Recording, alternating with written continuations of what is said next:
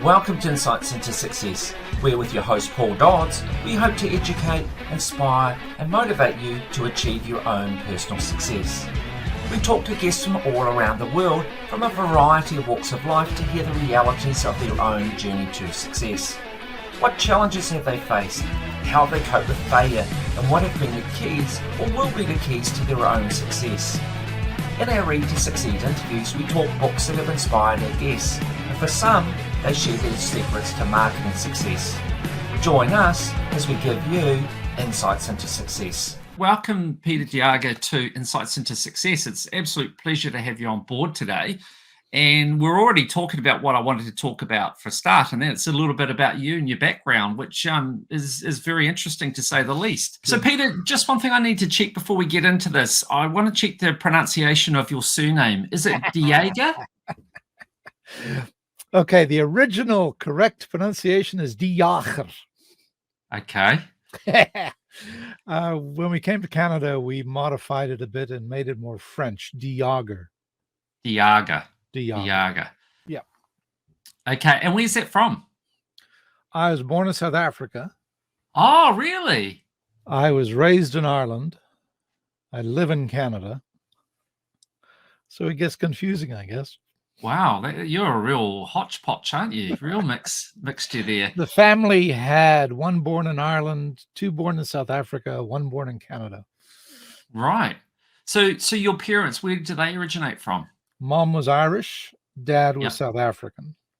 Oh, wow. Okay. They met in London.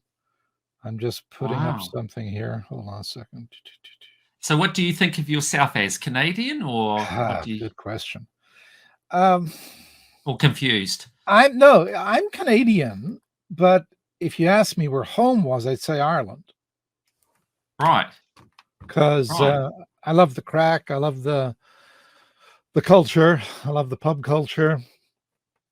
You know, the friendliness. Yeah. Even the weather. I like. Wow, really?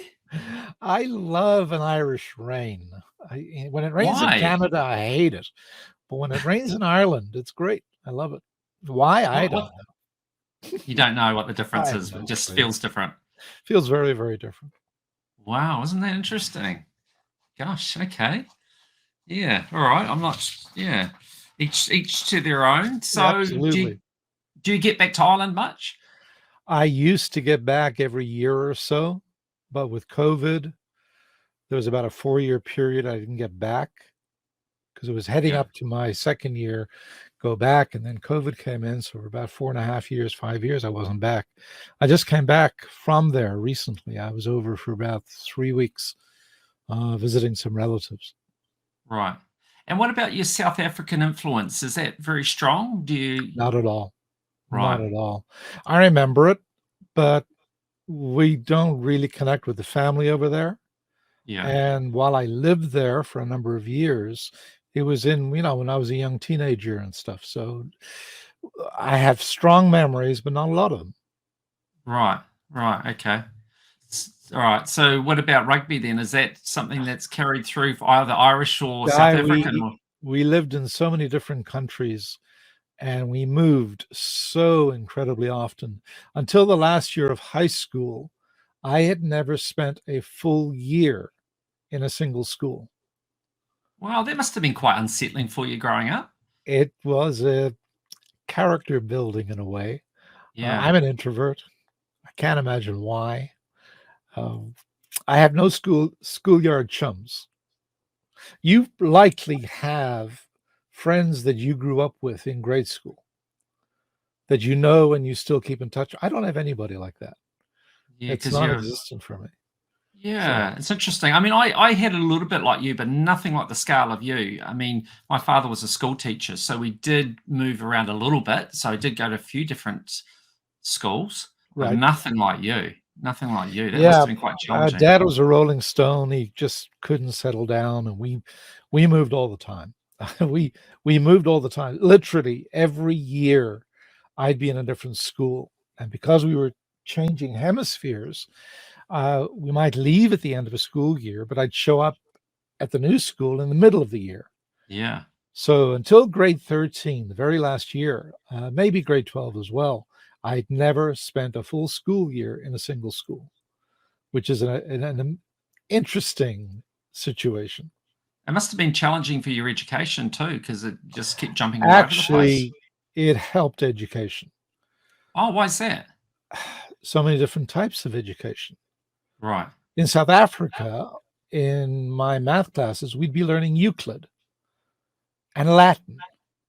And then we Wow. go to Ireland and we're learning Gaelic. We're not learning Euclid. And I was at best a C student in the early years. Then I came to Canada and I found my own, and I was an A+ student all the way up to university. And then I was back to, okay, he's passing, leave him alone. Interesting. And what do you put that down to? Just the variety. Yeah. I mean, the old cliches, right? Travel expands the mind. Yeah. It absolutely does, because you're exposed to so many different things all the time. I mean, every day is different, and you got to figure out a way to assimilate that. And once you got that down, then you become a sponge. Yeah. Yeah, absolutely. Now, one thing that you said before that I want to pick up on is you talked about being an introvert, because I know you've done a heck of a lot of public speaking. Yep. So tell me about that, and how do you reconcile being an introvert and doing a lot of public speaking? First off, it's not that uncommon that speakers are introverts. Right. And it has to do with the misunderstanding about what introverts are. Introverts gather their energy on their own. In other words, I'll research and I'll read and I'll be on my own. And that invigorates me. When I get up on stage, then I'm throwing it out. I'm blasting out all the energy I've saved.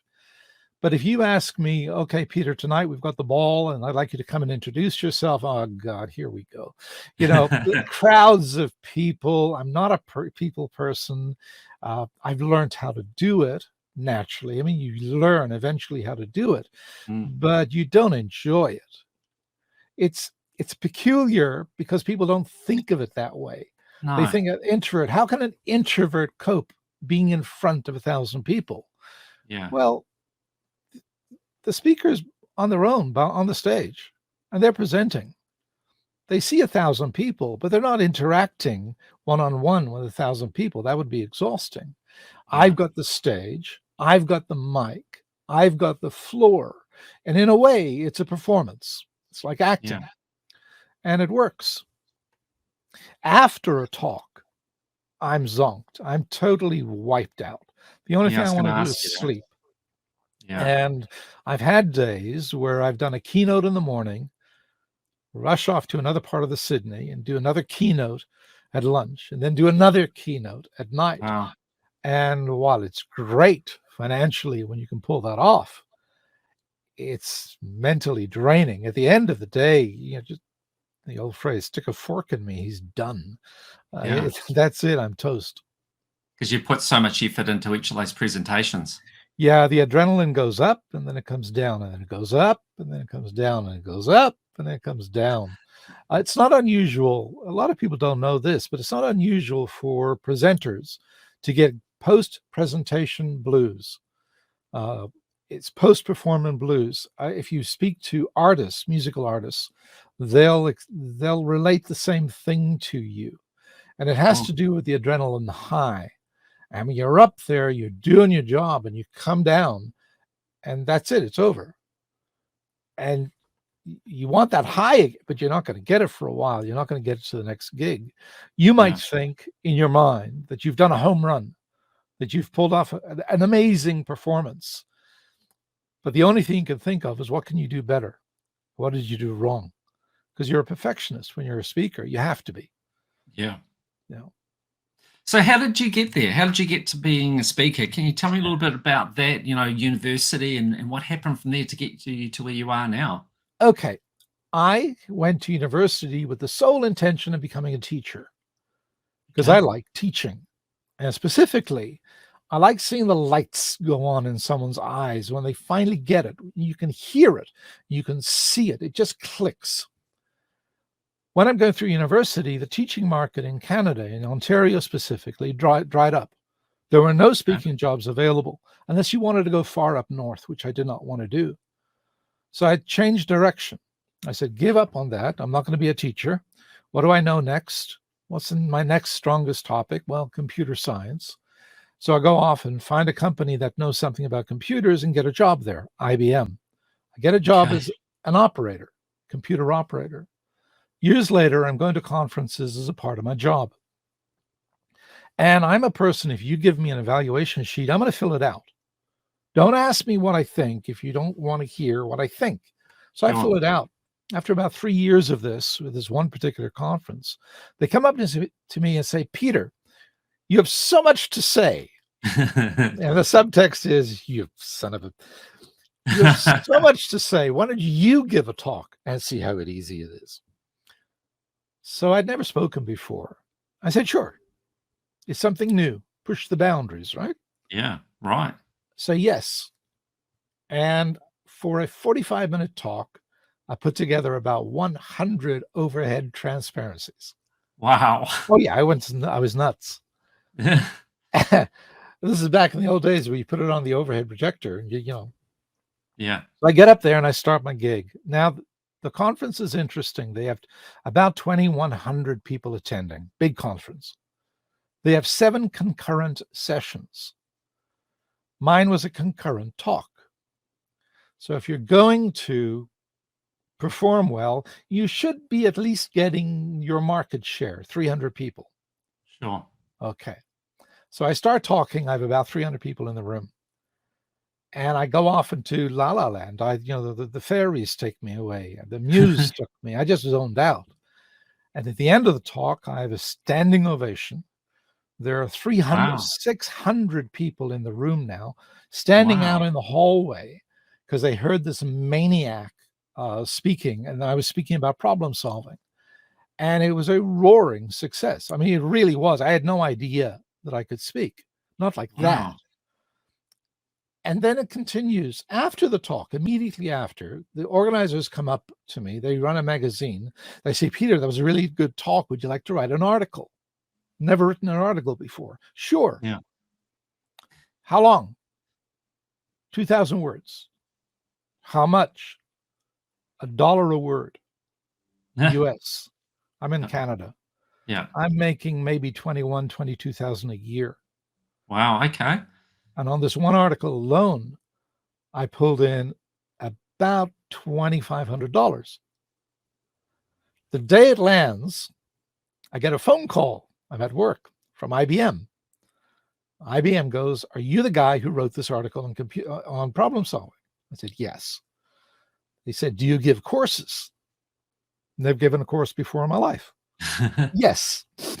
What do you need?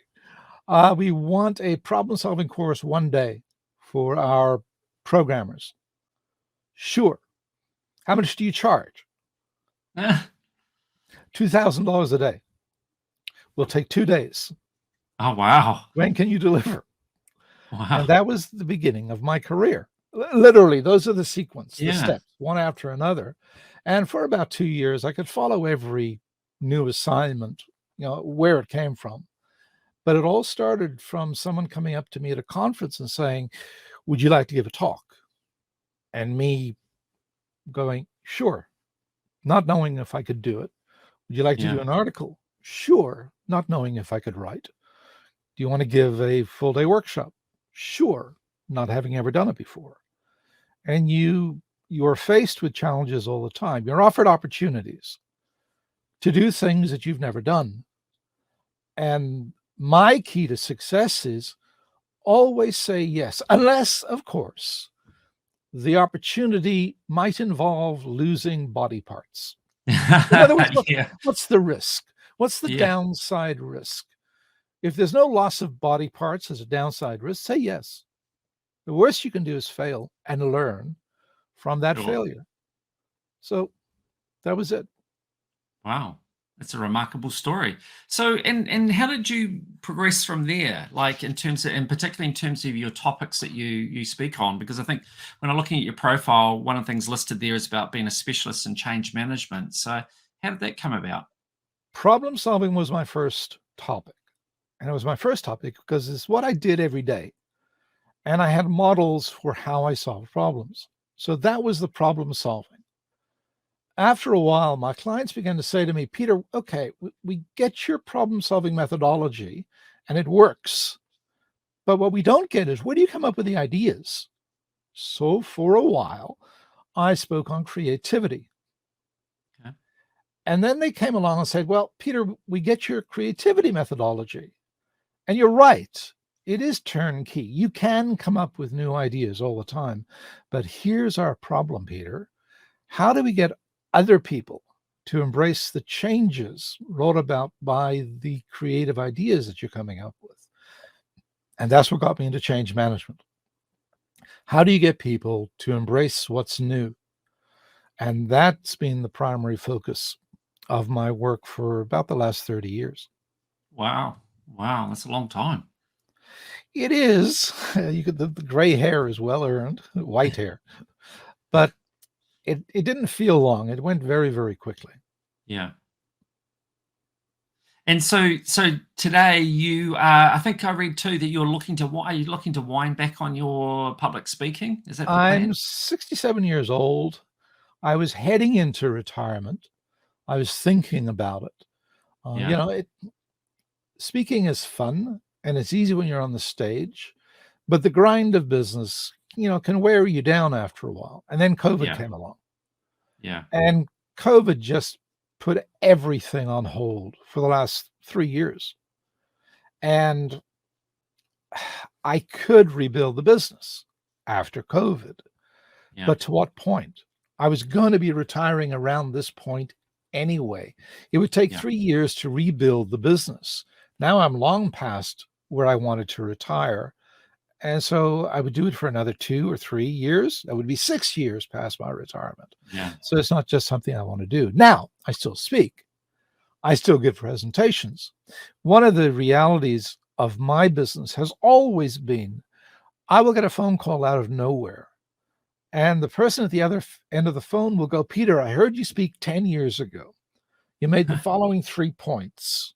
So they've remembered it after 10 years. We'd like you to come in and present something along those lines with a particular problem that we're dealing with in mind. So I don't do marketing anymore. The marketing is already in the pipeline. So my guess is for the next 10, 15 years, I'll continue to get calls. Plus things like this, obviously, are things that prompt queries. Peter, what could you do for us? And those are fun. But I'm not out actively marketing anymore. Yeah.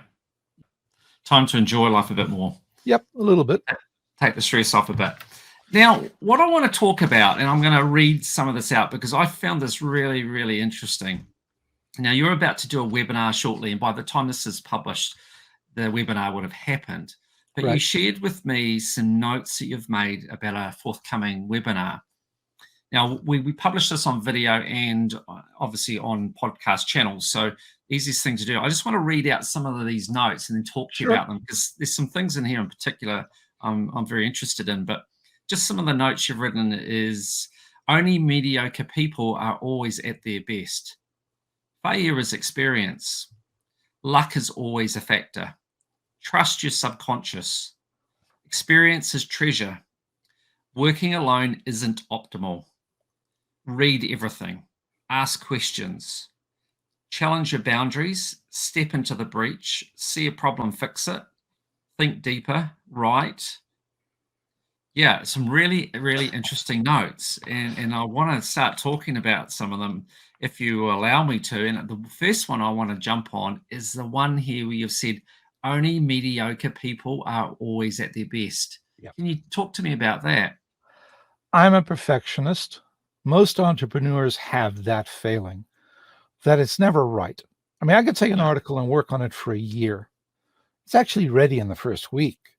Yeah. But for a year, I could tinker with it and play with it and accept it, all that. As a speaker, the expectation is that every time you see a speaker, they're going to give you their absolute best performance of their life.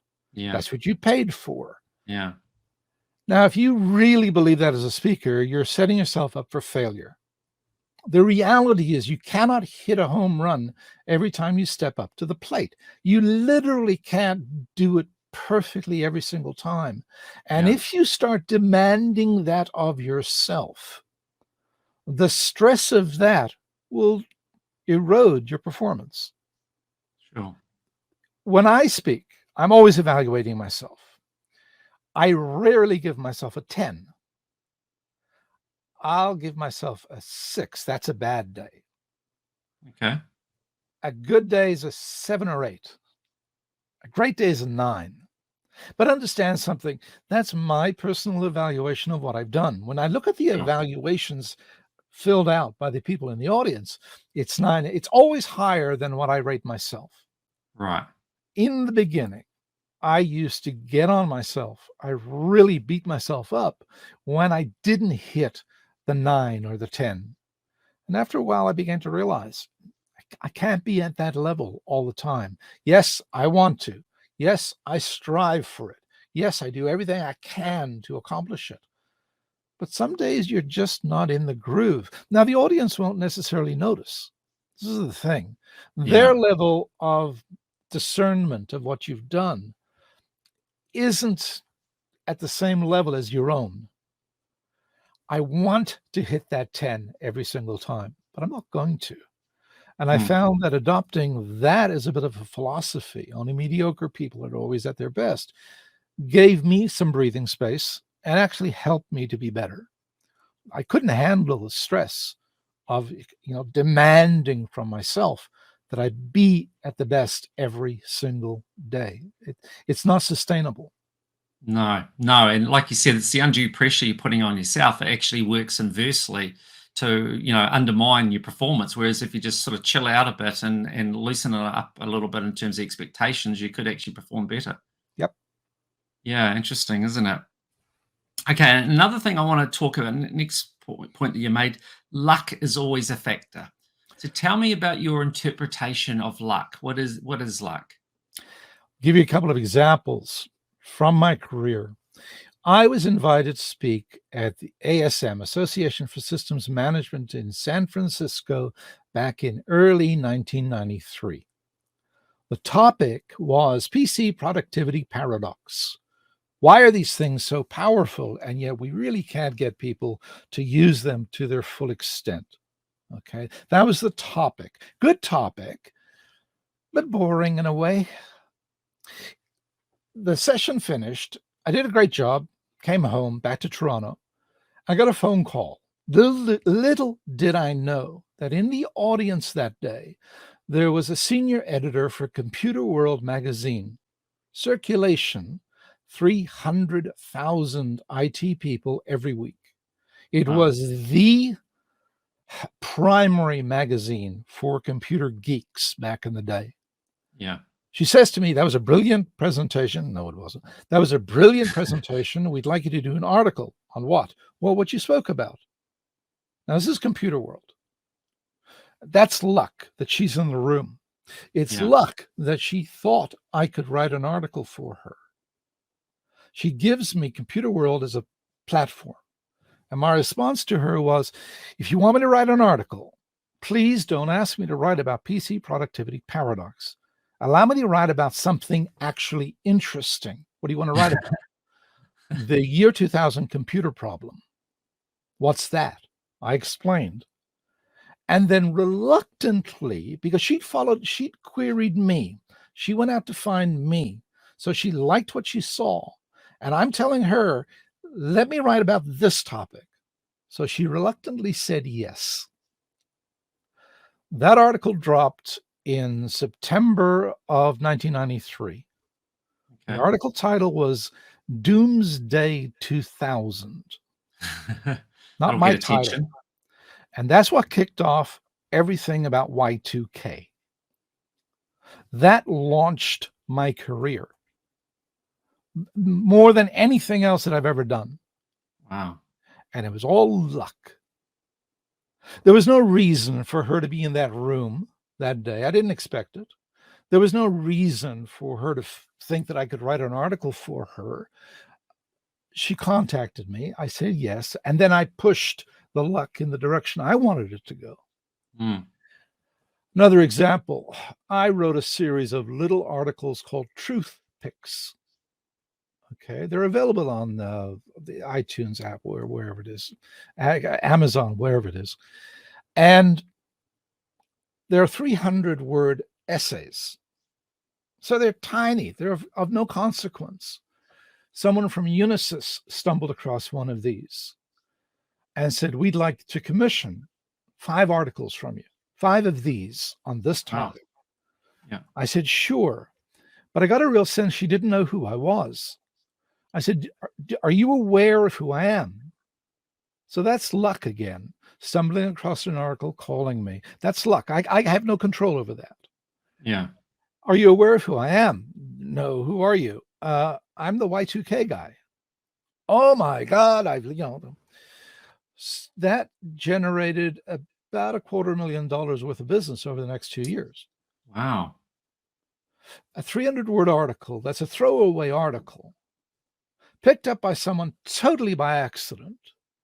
They contact, and then I try and leverage.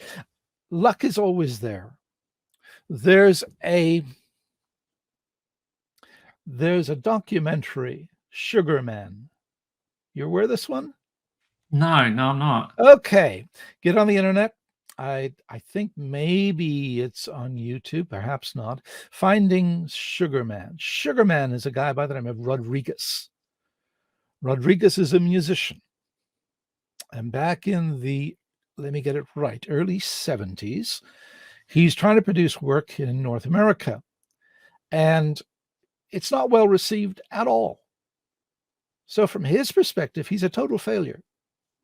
And he gives up music and he goes back to doing what he used to do before that. Little did he know that in South Africa, he's bigger than Elvis. Really? The guy is a raging celebrity in South Africa. His songs are actually a part of the apartheid story. He's bigger than Elvis. He's not getting any royalties because of the music industry, and sometimes they're not exactly up on the up and up. Yeah. And it turns out this guy is a star. And then he finds out about it. The fact that he was a star in South Africa and a quote unquote second-rate musician in North America, that's luck. What's unfortunate that he wasn't aware of it at the time, because then he would have had a career in South Africa. Yeah. But I think about that all the time. How do you know where your work is being received? You don't know who it's getting out to. Maybe somewhere you're a star. You just don't know it yet. Yeah. And again, that's the maybe bad luck, but there's so much luck in our industry.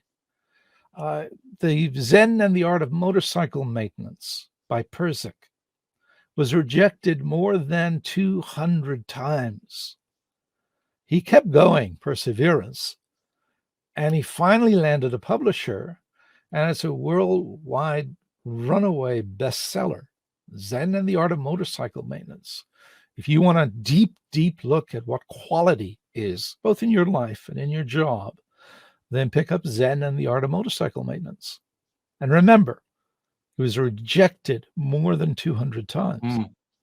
Do you think, though, that we can influence luck by what we do, insofar as that the more you get out there and do things, the more the potential is for things to go your way? Like if you sit at home, do nothing, you're a lot less likely, are you not, to have something lucky go your way. But if you get out there and doing lots of things, then does that not increase the possibilities of it?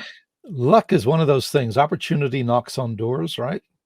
Yeah. If that's true, build lots and lots of doors. Yeah. That's what, when I first started out on my own, I had a silly metric that I tried to meet every single month.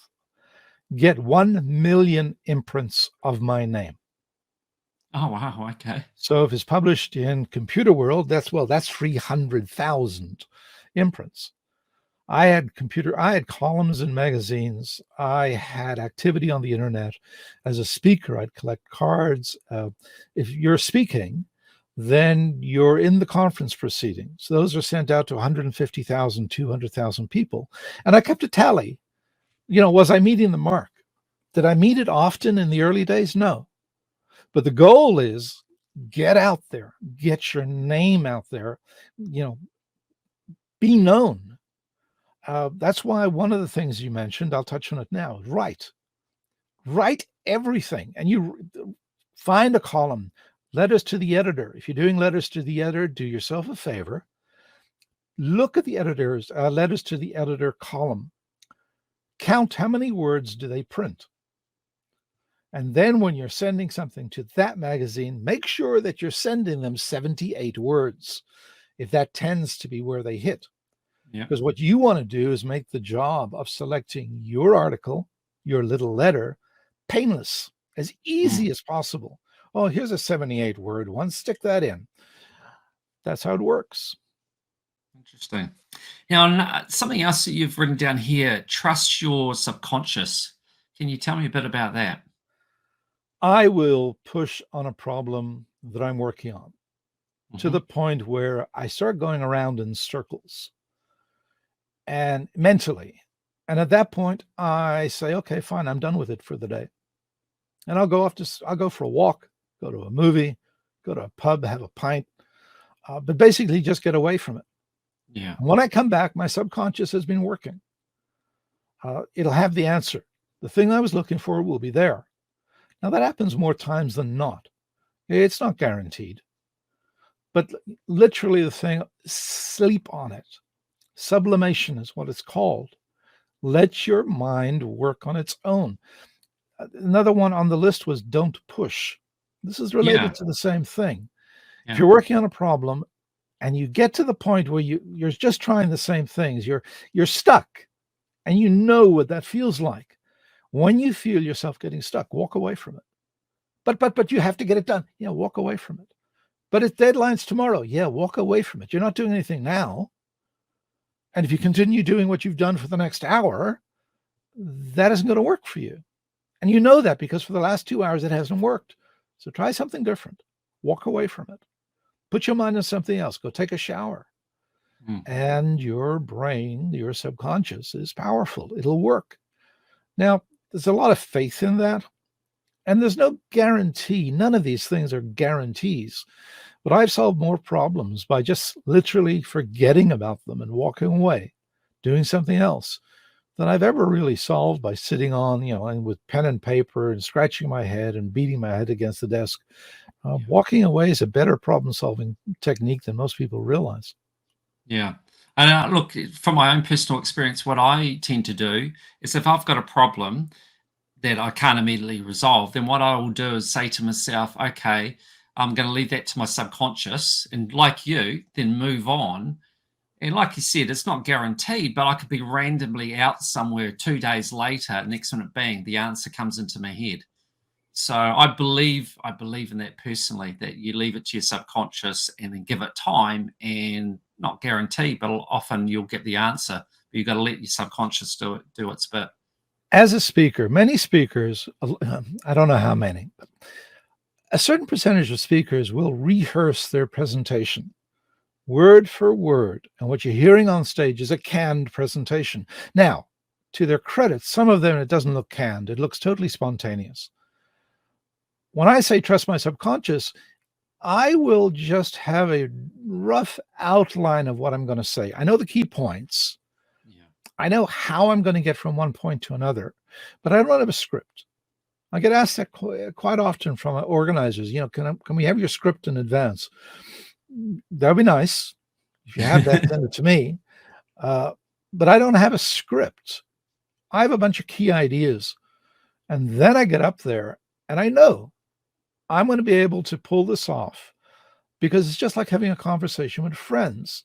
Your brain will fill in the gaps. Your brain will do what it needs to do, and have faith in it. It's never let me down, ever let me down on stage. I'm one of these speakers. I don't have the first couple of sentences in my head before I take the stage. I deliberately stay away from that. Really? I never know how I'm going to start. Wow, that's Then I get up. Well, I do that partly to instill a little bit of fear into what I do, because fear kicks in with the adrenaline, and the adrenaline helps you think better. Now, if everything's practice, I can get up there feeling too complacent. I don't want to feel complacent on stage. I want to be worried about failing. I want to be worried about not being able to do it. And then once I start, that's it. I'm off to the races. I'm gone now, and everything's fine. And I'll wake up at the end. So it's interesting. I interviewed an individual who helps coach people on doing public speaking. And one of the things he said is always focus on really getting a strong introduction and the conclusion. He said if you have a strong beginning and a strong ending, the rest of it will take care of itself. But from what you're saying, you don't think in those terms at all. I don't think in those terms. I know that it works for some people. If you're a beginning speaker and you're terrified of getting up there, I get that. Having a strong opening, one that you've rehearsed and you know in your head, is going to give you the confidence. Hey, I'll do that, and then we'll see where it goes. And that works for some people. Yeah. I want the opposite. Now, understand, I've been doing it for 40 years. Yeah. After 40 years, you can develop a sense, I'm really good at this, and I won't fail, and yeah, just another talk. I don't want to be there. I don't want to feel as if I've done it so many times I can't fail. I think that's a road to doom. I think if I do that, I will fail. Yeah. I would rather get up there concerned. And my wife, the night before a talk, I don't sleep. And for about a week before a brand new talk, I don't sleep. And my wife just rolls her eyes and say, yeah, here we go. Here we go again. You'll be fine. But you're a killer for punishment. You keep doing it. I keep doing it. Yeah. So I see here too on your notes, you talk about failure as experience and experience as treasure. So tell us a little bit more about your view on that, particularly with the failure side of things. Every time you fail, you learn something. If you're doing it right, you learn what didn't work. You learn from other people's failures too, if you want. Most of what I learned about speaking well, I learned from speakers who didn't speak well. I'd watch them fail on stage, and I'd be interpreting it in my mind and calculating and analyzing and say, why do I hate what they're doing? Why doesn't that work for me? What are they doing that's annoying me? One of the things I used to hear speakers, and still hear speakers say to this day, they'll put up a slide and it'll be so filled with information. And they'll go, I know you can't read this, but... And from day one, the question was always in my mind, if you know I can't read it, why are you putting it up there? Yeah. And one of the rules that I had right from the very, very beginning was never put up something that people can't read, that isn't easy to understand, unless you want to display and communicate complexity.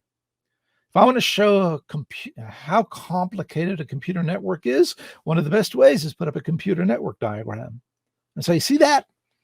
That's what it's like out there. It's chaotic. It's chaos. But if you don't want to do that, if that isn't your specific point for that slide, never put up a slide that people don't understand. Every time you fail, you learn something if you're paying attention. I had 3 huge failures as a speaker in the very, very beginning of my career. There were 3 times I walked out of the talk and I'd never connected with the audience. Absolutely never connected. And it showed in the evaluations. Now, the first time it happened to me, I was young and naive, and I said, stupid audiences, the audience's fault.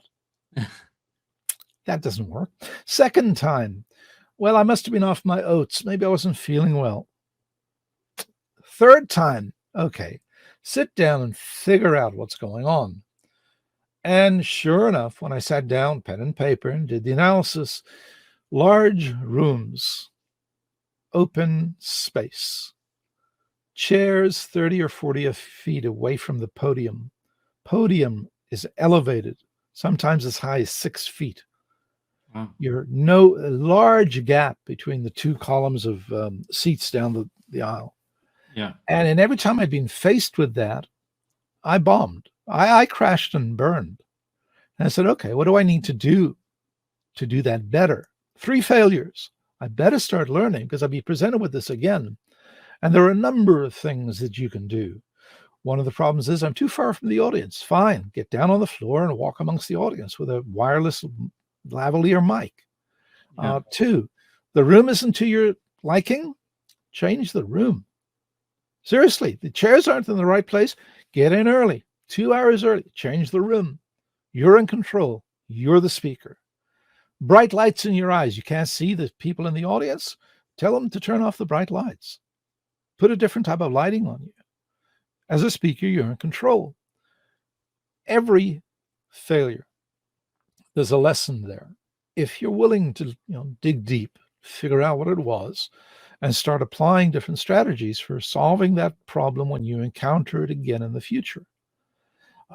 Every failure is an opportunity. It's not that problems are opportunity. Failure is an opportunity. It's an opportunity to learn if you're willing to take the lesson to heart. What did you do wrong? And it's always, what did you do wrong? It has to be you, because you can only change your behavior. You can't change the behavior of people out there. So what did you learn? What could you do differently? So if things do go well, do you find it a challenge to get a lot out of it, to learn a lot? If things go well, do you find that that's more challenging to learn, whereas if things fail, you're really confronted with it. You've got to learn something from it. When they fail, it's easy. Yeah. I mean, it's easy to learn from failure.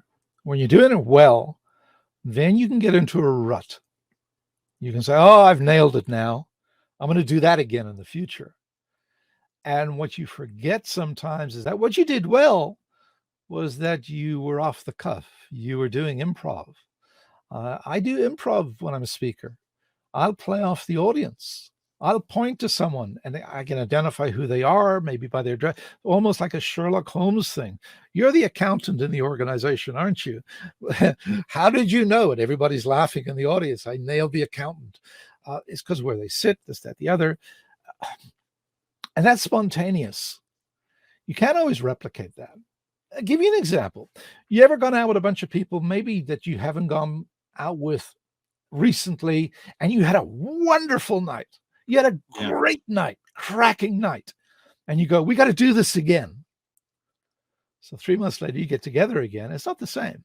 No. Why? Because the first time was spontaneous. It just happened. Sometimes life just throws you the right stuff and you make something out of it. But you can't always replicate that. And when you try, if I try to replicate a home run talk, I will fall flat on my face. Because what's missing is the spontaneity. And I know it doesn't look that way to the audience most of the time, but most speakers, in my opinion, the really good ones, are making it up as they go along. They're playing off you, the audience. They're responding to your body movements. Yeah. They're responding to when you laugh. So every now and then you'll say something and you don't expect to get a laugh out of it. And all of a sudden the audience is laughing. Take a mental note. What did you do? Maybe you'll try that again sometime if you can figure out what they found funny. Sometimes you'll tell a joke, not a joke.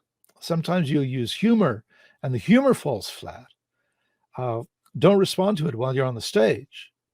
If they didn't get it, they didn't get it. If you bring your attention to it, now they know that you flubbed up. The audience trusts you and expects you to deliver a great job. They're also very gracious. They want you to succeed, because if you don't succeed, they're going to have a lousy time. So the audience is your friend. They're absolutely your friend. They'll help you out as long as you don't make too many draws on their charity. And I guess after 40 years, you've had a heck of a lot of experience. So for you these days, it'll be a lot easier than what it was in the outset. Well, yeah, you've made so many mistakes. you know what to avoid. Yeah, look, 35, 40 years of speaking experience. I mean, you've seen it all. I was flown in to a big gig in Switzerland once, Geneva, I think. I was given an hour to talk. And as I'm walking up to the stage, the manager comes up to me, the person who hired me, and says, Peter, sorry, we have a politician coming in unexpectedly. We need you to cut your talk back to 10 minutes. Oh, wow. Okay, sure. And you go up there and you do it. And you do a 10-minute talk instead of a 60-minute talk. And how do you do that? Yeah. By cutting out your children, taking out your heart. The thing you wanted to say, you won't be able to say it. And you don't speak fast. That just destroys you. You trim it down to something that's 10 minutes. And if you do it right, the audience will not know that you were scheduled to speak for 10 minutes. So have you done it for so long now that mentally you can kind of work it out in your head how long it's going to take? And like when someone delivers that message to you just at the 11th hour, you can mentally go through it and do the editing and then just get up there comfortably and do it. When I'm putting a presentation together, it's done in components. In other words, stepping stones. First, I'll start here, which will get me to the next stepping stone, which will get me to the next stepping stone, boom, boom, boom, boom. And I'm so familiar with the stepping stones that if you say, okay, Peter, you're going to be cut down to 10 minutes, I say, okay, fine. I had 12 stepping stones. I will drop it down to 3. Now, which 3? Likely the start. The next one is a toss-up because I need to get to where I want to go. So I define where I want to start now. Where do I want to finish? Because now I have to have a finish. Yeah. And I say, okay, what do I need to put in the middle that'll get me from the start to the end? And how can I make that connection smoothly? And then you just get up there and do it. That's quite Getting a skill. cut back on your time is not that unusual if you're a speaker. I've had other things. I gave a 1-hour talk that it was interrupted 3 times. 10 minutes into the talk, I'm getting this cutting sign from my thing. And I wrap up. I come to a screeching conclusion. And I get off the stage and I say, politician just came in, they got to get up. And they spoke for half an hour. And they say, okay, you can go up again. Finish up. And then I'm 10 minutes into that, and they go, and they try and cut, and I get off, and I come back down. And at this point, it's becoming a joke. And the audience doesn't know what's going on. And I get up the 3rd time, and my opening on the 3rd one, because I had to release the tension a little bit, I said, as you've noticed, we've had some unexpected arrivals of politicians, and I've been pulled off the stage 3 times. So I've been on the stage 3 times today. Little does my client know that I get paid by the gig. So and that's where the improv comes in. And you just got to roll with it. I mean, if I start becoming a prima donna and saying, you cut me down from 60 minutes to 10 and then you put me up again. Okay, for one thing, they'll never invite you back. For the other thing, you won't be able to deliver. So just have fun with it. Yeah. I mean, they know what they're doing to you, so you can't really mess up. They know they've made it incredibly difficult. So just roll with it. And again, let your subconscious take care of it. You can do it if you've got tons and tons of experience. Yeah. No, for sure. All right. Just one other thing I wanted to touch on your list. You talk about working alone isn't optimal. Tell us a bit more about that and your thinking in terms of that. Introverts like to work on their own. I have a certain set of skills. It isn't all encompassing. There are certain things I don't do well. Detail, accounting, forget accounting. I'll give it to someone else. Editing. I'm not necessarily the best editor in the world. Hand it to someone else. Arranging flights and all, that's detail. Get someone to do it. I run a webinar series. I've been running it now 15 years. After about 5 years, I was giving a brand new talk every month. A talk takes me about 40 hours to put together from start to finish. And it was getting a little bit onerous. I had other business coming in. 40 hours a month to put the webinar in was not a great idea. So I contacted a speaker that I'd bumped into several times. This time was in, where was I? We were in Wellington, New Zealand. Oh, wow. Okay. Yeah, he's from Toronto. So we bumped into him there. I saw him speak. At the end of the talk, I go up and say, how'd you like to be a part of a webinar series? This is what I'm doing. I don't have enough time anymore to do it every month. I trust you. Your style is different, but your thought processes are similar. Would you be willing to come along with me on board that next month? I don't have to work alone. Working with someone allows you to do that brainstorming thing.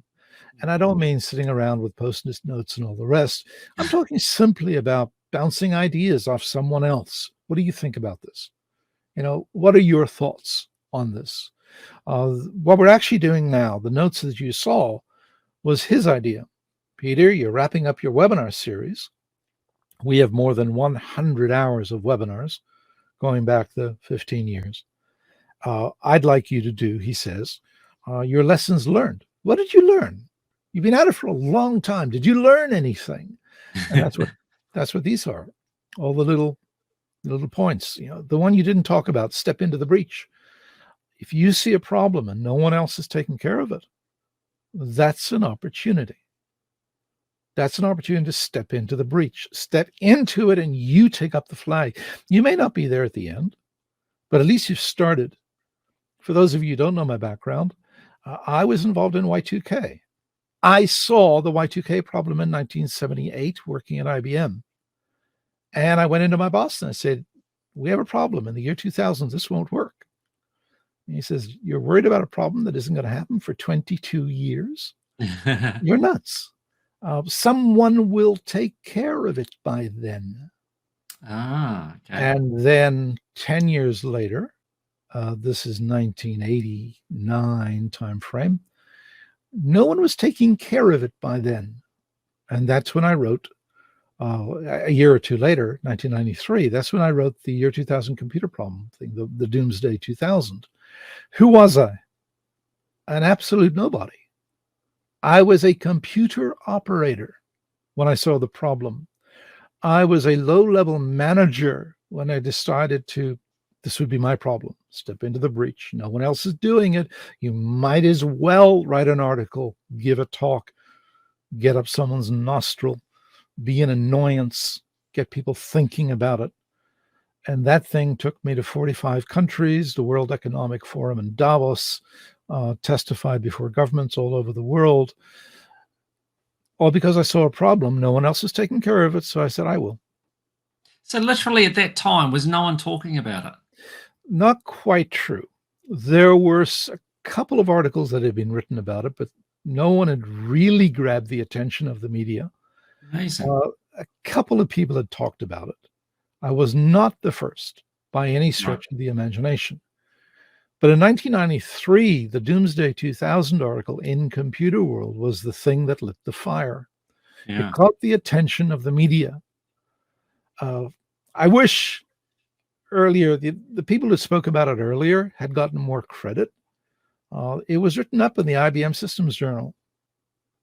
I mean, people knew about this thing, but no one was doing anything, as in changing code.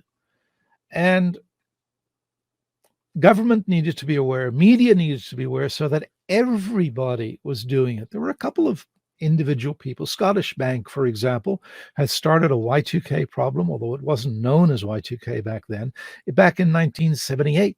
And they were worried. They knew about the problem back then because their 30-year mortgages were running into problems when they went over into the year 2000, the closing dates. Oh. So I didn't discover it, but I was the one who started to beat the drum and become an annoyance. Step into just timing too. Timing too, luck. Yeah.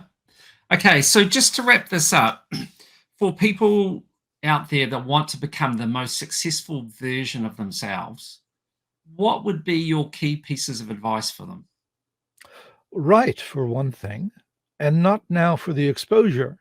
One of the big secrets about writing is pick a topic, write an article about it what you're going to find out very, very quickly is that you might not necessarily know that topic well enough to write a structured argument to communicate it to someone else. The other thing you will find that once you start thinking deeply about your subject in order to write the article, you'll find out that you know more about it than you actually thought. So in one sense, you don't know enough. And writing will highlight that for you and point you in the right direction to find out more.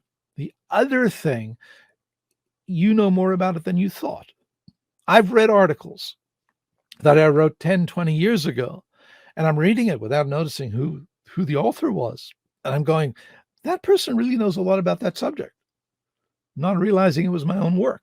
A lot of writers will tell you, writing is a way to learn something. Yeah. It helps you structure your thoughts. Like speaking, writing is a linear process. When I'm speaking, I go one word after another for 60 minutes. When I'm writing, I go one word after another until the end of the chapter and on to the next one.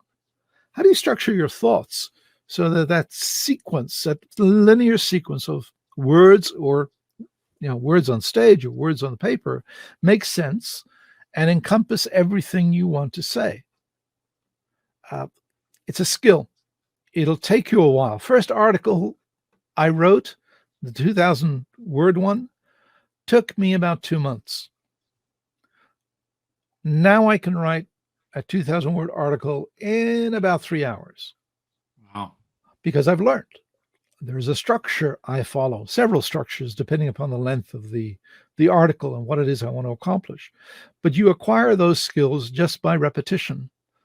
If you want to become the best that you can be, write and read. Read everything in your field, everything you can lay your hand on, even outside your field, because you want to be exposed to new ideas, other ways of doing things. If you're a computer programmer, what can you learn by reading about fashion? If you're an engineer, what could you learn from science fiction? Just consume everything in sight. My library, which you can't see, is close to 6,000 books. Wow. They're around me all the time. I have another 500, 600 books on my iPad. It's gotten out of hand. My wife said no more books. But the books are where the ideas are. And they're sitting there waiting for you to tap into and try to make a connection between Aristotle, perhaps, or Persic, to what it is you're doing today. You can only do that if you're exposing yourself to new ideas, reading and writing. Well, that's kind of perfect for my next interview, hopefully, Peter. And that is normally what I like to do, and I didn't mention this at the beginning or the outset of the interview, is I also like to do a separate segment called Read to Succeed, because I want to encourage people to read, because I think that's a great way to learn. So without trying to be presumptuous, I'm assuming you'll be willing to stay on for another 5 to 10 minutes to talk about books to read? Absolutely. Fantastic. Absolutely. All right, we'll wrap this one up for today. So thank you so much, Peter, for sharing with us on Insights into Success. And for everyone listening, stay tuned, because we're about to record the next segment, which is going to be Read to Succeed. So thank you very much, Peter. It's been fantastic. And we'll talk again in a minute. Look forward to it.